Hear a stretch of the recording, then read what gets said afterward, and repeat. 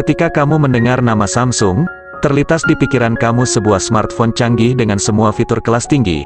Ya, nama Samsung sudah sangat familiar di telinga kita, karena hampir semua orang mungkin pernah membeli HP Samsung. Jika kamu ditanya kenapa memilih Samsung, tidak lain tidak bukan jawabannya adalah soal teknologi yang kekinian, dan lagi mungkin salah satu alasannya adalah faktor gengsi.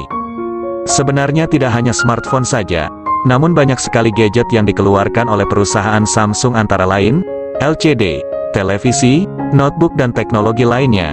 Namun kita hanya mengenal smartphone Samsung karena memang, Samsung salah satu raja smartphone di dunia.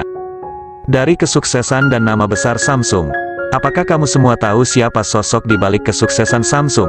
Dia adalah Lee Byung-chul, pendiri dan founder dari Samsung. Lalu bagaimana kisah sukses saat ia mendirikan Samsung? Berikut kita akan membahas profil dan biografi singkat serta cerita inspiratif Lee Byung-chul sebagai otak di belakang layar sekaligus bapak pendiri Samsung yang mungkin dapat memberikan pelajaran hidup yang sangat berharga. Simak penjelasannya. Lee Byung-chul lahir pada tanggal 12 Februari tahun 1910 dan meninggal tanggal 19 November tahun 1987. Ia terlahir sebagai putra dari keluarga yang kaya pemilik tanah yang sangat luas. Ia juga sempat menempuh pendidikan perkuliahan di Universitas Uesda Tokyo walau ia tidak sampai lulus. Memang sejak kecil Lee Byung-chul sudah menyukai dunia wirausaha. Lee Byung-chul menggunakan warisannya untuk memulai usahanya dengan membuka penggilingan padi. Sayangnya usaha itu tidak berjalan dengan baik. Tidak berhenti di situ, Lee Byung-chul kemudian mendirikan perusahaan perdagangan ekspor di negaranya. Ikan, sayuran, dan buah-buahan menjadi salah satu komoditi yang dipasarkannya ke luar negeri, salah satunya China. Perusahaan tersebut berkembang dengan pesat yang pada akhirnya pada tahun 1947 Lee Byung-chul memutuskan untuk memindahkan kantor pusatnya ke Seoul. Ketika terjadi Perang Korea, Lee Byung-chul terpaksa meninggalkan Seoul dan mulai merintis usaha pabrik gula yang dia beri nama Cheoljedang di Busan. Pabrik Cheoljedang ini adalah pabrik gula pertama yang ada di Korea. Pada tahun 1954, dia mendirikan pabrik wol yang bernama Cheolmojik di Chimsandong, Daegu. Perusahaannya ini terus berkembang pesat dan menjadi perusahaan wol terbesar di Korea. Lee Byung-chul kemudian mendirikan perusahaan Samsung yang bergerak di berbagai bidang usaha. Pada tahun 1958, Samsung mulai melakukan ekspansi di berbagai industri seperti di bidang keuangan, media, bahan kimia, dan pembuatan kapal. Pada tahun 1960-an, Samsung mulai berbisnis di bidang elektronik dan membagi kerja dalam bentuk divisi-divisi agar perusahaannya dapat berkembang dengan pesat seperti divisi Samsung Electronics Co. Devices, Samsung Electro-Mechanica Co., Samsung Corning Co., dan Samsung Semiconductor dan Telecommunication Co. Samsung mengeluarkan produk pertamanya berupa televisi hitam putih. Pada tahun 1980, Samsung diakuisisi oleh Hanguk Tongsinjeonya dan mulai membuat perangkat telekomunikasi di Gumi. Produk telekomunikasi awal yang dibuat oleh perusahaan ini adalah switchboard, kemudian Samsung mulai memproduksi telepon dan fax dan akhirnya menjadi Samsung's Mobile Phone Manufacturing.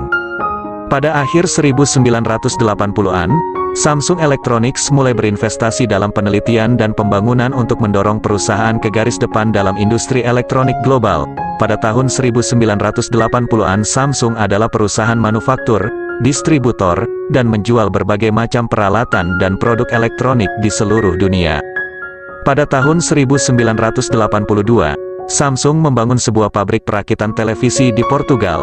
Kemudian, Samsung membangun sebuah pabrik senilai $25 juta di New York, dan Samsung juga membangun fasilitas lain senilai $25 juta di Inggris. Di tahun 1987 pendiri Samsung Lee Byung-chul meninggal dunia dan Kun Hee Lee mengambil alih sebagai CEO Samsung.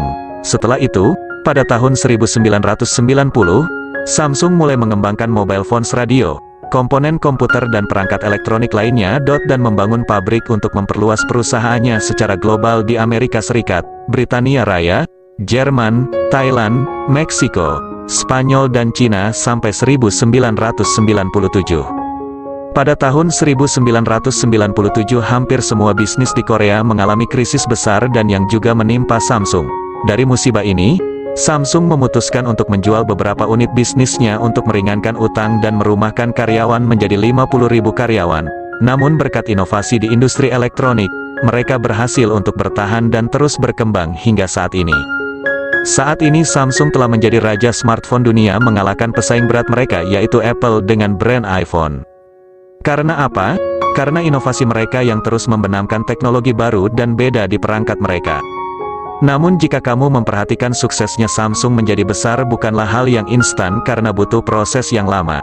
Perjalanan Samsung untuk menjadi produsen smartphone terbesar di dunia diawali pada bulan tanggal 27 April tahun 2009 ketika Samsung meluncurkan handphone Android pertamanya, yakni Samsung i7500.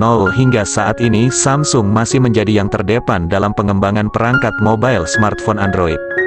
Terima kasih teman-teman yang sudah menonton, jangan lupa like dan subscribe channel saya.